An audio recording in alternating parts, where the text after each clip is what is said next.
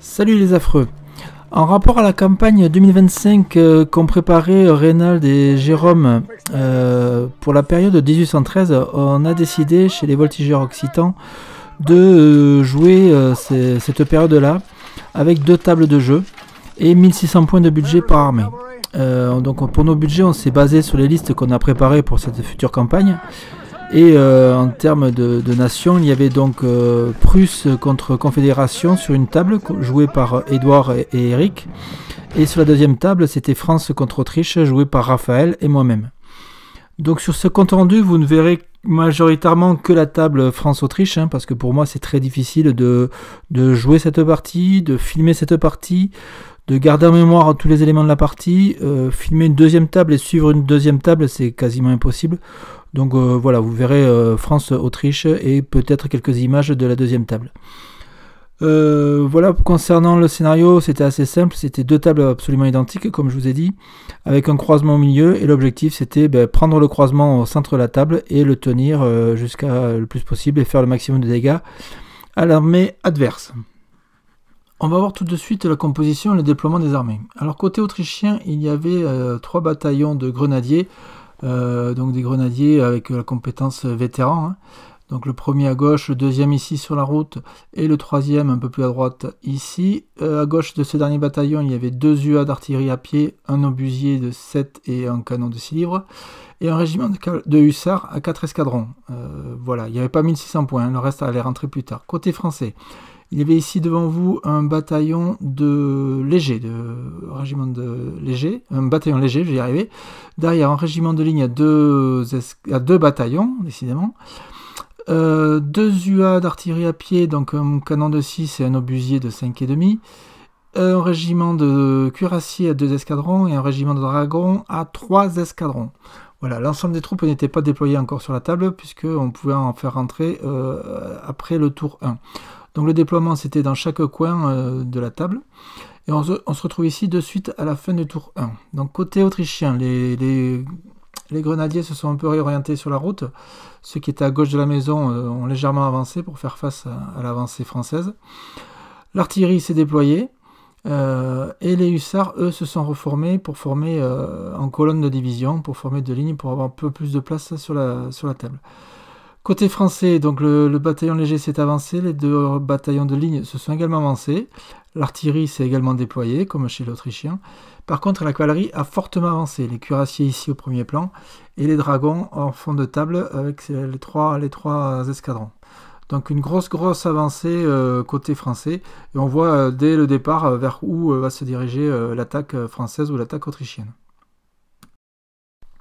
En vue panoramique, on voit bien l'avancée française ici, et l'axe de cette avancée. On voit bien l'avancée de la cavalerie française, et donc on voit bien vers quelle zone ils veulent menacer l'Autriche, enfin l'armée autrichienne. Côté autrichien, on voit bien les 3 bataillons de grenadiers qui se réorientent, qui s'avancent légèrement. Et la cavalerie autrichienne, les hussards, qui se sont reformés et légèrement réorientés en prévision de l'avancée de la cavalerie française. Donc on voit bien que la zone où va se situer la majorité de l'attaque ou la majorité des clashs va se situer dans cette zone-là, certainement. Et on va voir par la suite comment ça va se passer. On voit de chaque côté les batteries d'artillerie qui se sont déployées et qui sont prêtes à faire feu dès le prochain tour. Là, je mets en maison du tour de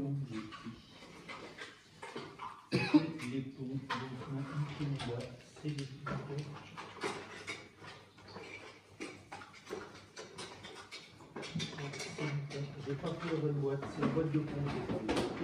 C'est pas grave. Malheureusement pour toi. Tant qu'on sait que c'est...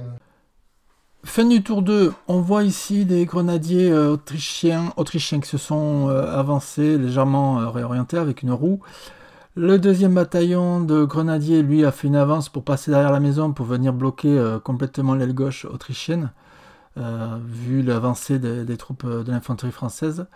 L'artillerie, elle a fait du tir, alors je ne sais plus sur ce tour-là, elle a fait du tir, mais je crois que ça n'a pas été très efficace du tout.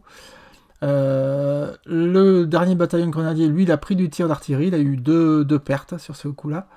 Donc un gros tir d'artillerie en face d'eux. Et on voit toute la cavalerie, le reste de la cavalerie autrichienne qui rentre. Donc il y avait déjà un régiment de hussards, il y a un deuxième régiment de hussards à droite et 2 régiments de chevaux légers, le tout à 4 escadrons.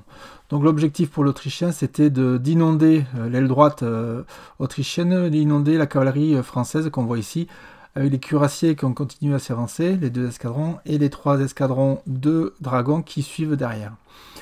Côté français, le reste de l'infanterie est rentré sur la table, donc il y avait encore 2 régiments à 2 bataillons qui sont rentrés, plus une batterie, une UA à cheval de 6, donc on voit ici le 2e régiment de ligne, donc ce qui faisait en tout 3 régiments de ligne à 2 bataillons, plus un bataillon de léger, enfin un régiment, un bataillon de léger, et 3 UA d'artillerie, donc 2 à pied et une à cheval, et dans les 2 à pied, il y en avait une, c'était un obusier. Voilà, donc on voit ici tous les tirs. La vue panoramique, donc on voit bien les grenadiers ici en bas qui se sont avancés, et puis les deuxièmes qui se sont réorientés. On voit l'avancée, toujours l'avancée de l'infanterie française ici. L'entrée de toute l'infanterie française, du restant de l'infanterie française qu'on voit ici et ici. Les tirs d'artillerie qui ont fait des pertes sur le bataillon de grenadiers qui est ici. Et côté autrichien, des pertes sur un bataillon, je crois, qui était situé ici derrière la maison.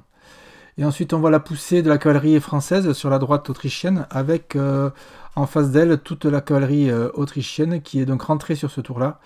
Et donc là, sur la table, vous avez 1600 points de chaque côté qui sont présents sur la table. Pour rappel, l'objectif est toujours ce carrefour qui est ici. Il faut le tenir jusqu'à la fin de la partie.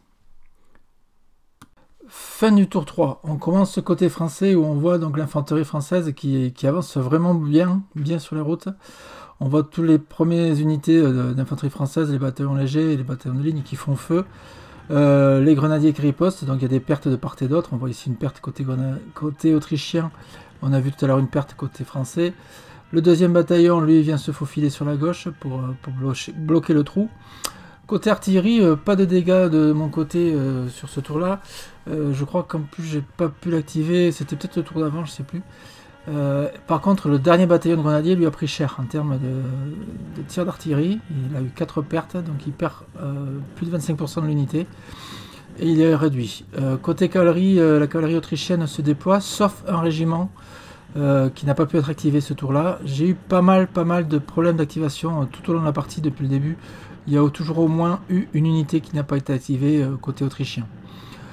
Côté français, on voit que les cuirassiers viennent s'aligner face aux grenadiers. On devine ce qui va se passer dans les prochaines étapes. Et les dragons qui viennent juste derrière. Ça, c'est plutôt dangereux. On va voir que Rafale va quand même bien le jouer. Sur la gauche, on voit donc les bataillons de ligne qui avaient pris une perte au tour d'avant qui s'avance. Le 2e bataillon qui certainement va prendre la maison qui est ici devant vous. Et on voit ici l'artillerie donc qui a pris en enfilade le bataillon de grenadiers qui a fait beaucoup de dégâts. Donc voilà pour ce tour 3, pas mal de mouvements et puis des gros problèmes d'activation, pas mal de tirs d'infanterie ou d'artillerie et pas mal de problèmes d'activation côté autrichien. La vue aérienne ou panoramique où on voit rapidement en bas les tirs d'infanterie, donc ils font des pertes de part et d'autre. On voit l'avancée de l'infanterie française. Et on va se concentrer, pour une fois, on va se concentrer sur cette partie-là de la table pour évoquer le tour suivant. Pourquoi on va faire ça? Parce que je voudrais vous expliquer ce qui s'est passé. Ici, j'avais un dilemme concernant ce bataillon de grenadiers qui avait pris du tir. À savoir qu'est-ce que j'allais en faire. Est-ce que logiquement je le mettais en carré, mais dans ce cas-là j'aurais pris du tir au tour suivant et ça aurait fait des pertes énormes et ça m'aurait pas apporté grand chose parce que le fait de mettre un ordre en reformation, j'aurais pas pu faire ni de tir ni quoi que ce soit d'autre, donc c'était quasiment le condamner à le mettre en carré. Ou alors je tentais un pari fou, c'était en fait l'avancer en faisant un décalage légèrement sur la gauche d'un socle, l'avancer au maximum pour faire un tir à bout portant sur le régiment de cuirassiers qui était juste devant, qu'on voit pas très bien ici, en espérant faire un maximum de pertes puisqu'il n'était que à 2 escadrons. Et ensuite, en faisant ce décalage, laisser le passage à la cavalerie qui se trouve ici, le régiment de hussards, qui serait venu contrecharger le cuirassier. Parce que j'avais aussi la question qui se posait, est-ce que le cuirassier allait vraiment charger? vu comment était positionnée la cavalerie autrichienne, je me suis dit peut-être qu'il ne chargera pas, il aura peut-être peur de se retrouver isolé au milieu de la cavalerie. Donc c'était peut-être, je me suis dit peut-être qu'il faisait un coup de bluff. Et si jamais il chargeait, je tentais de charger moi avec les hussards. Donc en fait la décision a été prise de mon côté, c'était en fait ce que je viens de vous dire, c'est j'avançais le bataillon, je le décalais légèrement sur la gauche, je faisais un tir maximum, enfin quand même que sur un seul rang, mais maximum sur les cuirassiens, espérant faire un maximum de pertes, l'accabler au maximum, et ensuite le laisser charger et venir charger dans un deuxième temps avec les hussards. Dans un troisième temps, il y avait ici l'autre régiment de hussards qui lui venait faire un pivot pour venir menacer le flanc des cuirassiers. Et dernier point dans ce point-là aussi, dernier point tactique, c'était laisser, en avançant les grenadiers, laisser un passage pour les chevaux légers qui sont ici, pour venir menacer soit les dragons, ou soit le deuxième flanc des cuirassiers, ou carrément aller venir charger sur l'artillerie qui était ici. Donc j'avais plusieurs options, je suis parti sur ce plan-là. C'était un pari un peu fou, je dois le dire. C'était suite à l'avancée, j'avais vraiment avancé mes grenadiers parce que je pensais que les grenadiers, en étant vétérans, seraient suffisamment forts pour contrer les cuirassiers. Le seul souci, c'est les tirs d'artillerie qui sont venus bien amocher ce bataillon-là. Je pense que l'idée que j'avais là était la bonne idée. N'hésitez pas à me donner votre avis là-dessus, et puis on va voir tout de suite comment ça s'est passé. Fin du tour 4 qu'on va appeler le tour de la mort, puisqu'on va voir ce qui s'est passé sur la tactique que j'avais mis en place. Donc on voit ici l'infanterie française qui a continué à avancer avec des bataillons légers, bataillons de ligne, qui continuent à faire feu sans faire vraiment de dégâts sur les bataillons autrichiens. Donc côté aile gauche autrichienne ou côté aile droite française, c'est assez figé on va dire, même si le français avance. Et en avançant du coup, il sécurise le carrefour qu'il fallait prendre comme objectif. Côté cavalerie autrichienne, on voit ici que j'ai réussi à activer le dernier régiment de chevaux légers, et on voit donc ici la tactique que j'avais mis en place. Donc c'est bien ce que je pensais, le cuirassier a bien chargé les grenadiers, pardon. Donc j'ai réussi à lui faire une perte avant qu'il me charge sur du tir, ça c'était le bon plan. Mais malgré ça, il me charge et il fait des très bons dés. Sachant qu'en plus les grenadiers avaient pris une fatigue, donc je me fais satelliser, on va le dire le terme comme ils sont. Sur ce coup là je perds encore 4 figurines il me semble, 4 ou 5 sur le combat, je peux même pas riposter, et du coup en perdant autant de figurines, l'unité a perdu plus de la moitié et donc elle se retrouve en déroute. Donc on voit ici, je perds 4 figurines, donc je pars en déroute.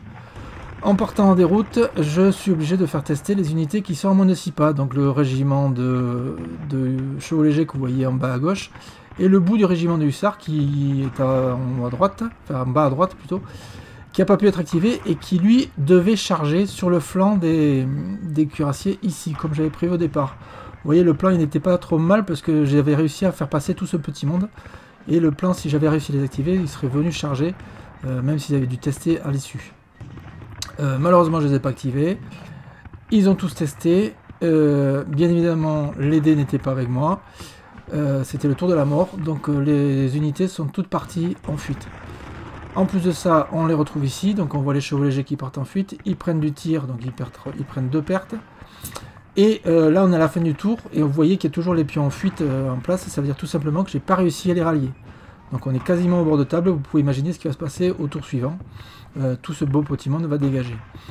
Le dernier régiment de hussards, j'ai réussi à l'activer, j'ai réussi à les réorienter, c'était pour prendre de flanc les cuirassiers, mais les cuirassiers, eux, ont fait une retraite en bon ordre, comme vous voyez ici. Et comme c'est une unité lourde, ils se retrouvent dos à l'ennemi, mais ils peuvent être activés au tour suivant. Ici, on voit sur la partie, sur la vue panoramique, on voit donc en bas les tirs qui continuent. Et on voit ensuite en haut tout ce petit plan qui a échoué, on va le dire. Les grenadiers qui sont ici, donc qui ont fui, enfin qui sont en déroute, qui ont pris un tir, qui ont pris d'autres pertes, qui ont entraîné dans leur fuite, dans leur déroute, pardon, les 2 unités de cavalerie qui sont ici, qui elles sont en fuite et qui au prochain tour vont certainement sortir de table. Les 2 dernières unités de cavalerie autrichienne, donc les hussards ici et les chevaux légers ici se réorientent, sont activés, peuvent venir mettre du danger, mais là j'ai déjà plus de la moitié de l'armée qui est en déroute, et là si vous faites en compte du budget, je suis à 600 ou 700 points sur 1600 qui sont HS, qui sortent de table. Il y avait aussi un test de psy sur l'artillerie, je crois que ce test je l'ai réussi sur ce coup là. On arrive à la fin du tour 5, qui est un tour pour les formalités, hein, parce que vous avez vu que l'Autrichien a pris trop de pertes. Donc ici les Français avancent, prennent le carrefour, hein, comme c'était prévu, c'était l'objectif. Ils arrivent même à recharger les UA d'artillerie. Bon, mais là il est en pleine possession de tous ses moyens, l'infanterie continue à avancer. Il a réussi à reformer toute sa cavalerie, avec les dragons et les cuirassiers qui se sont reformés, remis face au dispositif autrichien. Les Autrichiens ont pris encore une perte sur ce bataillon-là, suite au tir, mais les voltigeurs en face aussi ont pris une perte. Le bataillon de grenadiers, lui, est intègre, il n'a pas beaucoup bougé de toute la partie. Le dernier bataillon de grenadiers qui est en déroute embarque tout le monde avec lui. L'artillerie s'est orientée, a fait un feu, donc c'est sur ce feu, je crois que j'ai fait une perte aussi sur le bataillon qui est juste en face. Mais bon, sans grande conséquence pour la suite de la partie. Ici, suite aux fuites, le dernier régiment de chevaux légers a dû faire un test. Bien évidemment, le test a été raté et j'ai pas pu les rallier à la fin du tour. Donc eux aussi sont en fuite, ils sortent de table.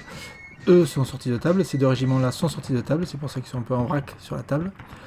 Et le dernier régiment de hussards, je le reforme pour faire joli, pour essayer de bloquer le côté droit, pour voir si quelqu'un va venir dans ce trou béant. Voilà, donc le plan que j'avais mis en place est complètement raté. Là, j'ai fait un test pour déterminer la distance des routes. Donc c'est 3 pas plus 3 pas, ça fait 6 pas. Donc à main levée, ça fait à peu près ça. Voilà, donc tout le monde part en fuite. Et le français, lui, il est bien organisé. Il a pris quelques petites pertes, mais rien de bien méchant. Il est bien organisé, prêt à continuer la bataille. Mais l'Autrichien, lui, va se replier. Je pense que c'est ce qu'il avait de mieux à faire sur cette fin de partie.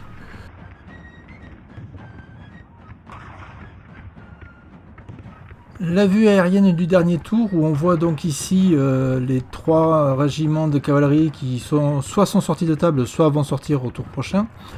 Le bataillon de grenadiers qui est complètement en déroute ici au milieu. L'artillerie qui a fait un pivot, qui a fait un tir, mais qui n'a plus de munitions maintenant pour continuer la bataille. L'aile gauche autrichienne qui est bloquée malgré les quelques pertes subies au tir. Et le dernier régiment de hussards tout en haut ici qui vient juste là pour protéger la retraite ou la déroute, on va dire, de tout le reste de l'armée. Côté français, le croisement, le carrefour plutôt, va être occupé ou est pas loin d'être occupé, donc l'objectif est atteint. Et la cavalerie s'est remis en position d'attaquer malgré le peu de pertes qu'elle a subies, et elle arrive à se réorienter. Et donc l'armée française a bien gagné cette bataille.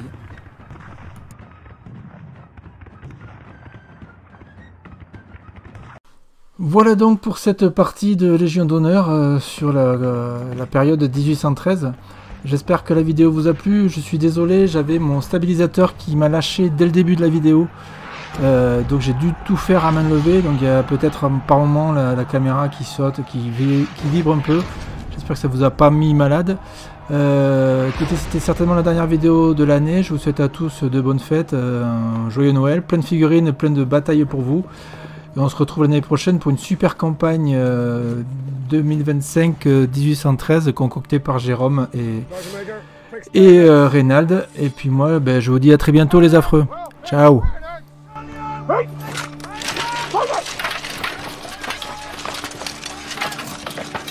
Prepare to receive cavalry. Prepare to receive cavalry. Steady, their artillery is coming into range.